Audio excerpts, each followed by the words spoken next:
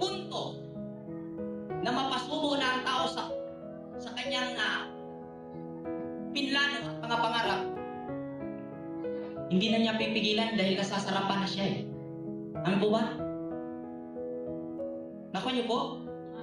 Mga nasa Zoom? Hello?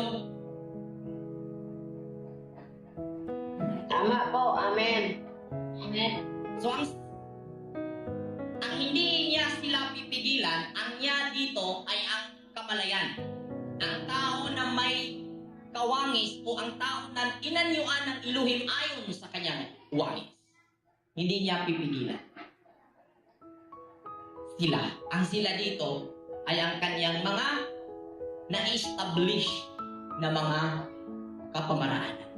Sabay-sabay na siya sa bulong. Dahil ang tao po ay iisang singular yan, isang kamalayan lang yan.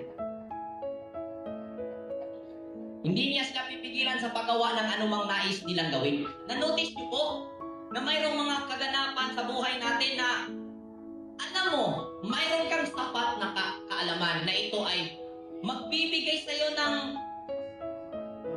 magdudulot sa iyo ng kasamaan. Pero hinayaan mo mangyari.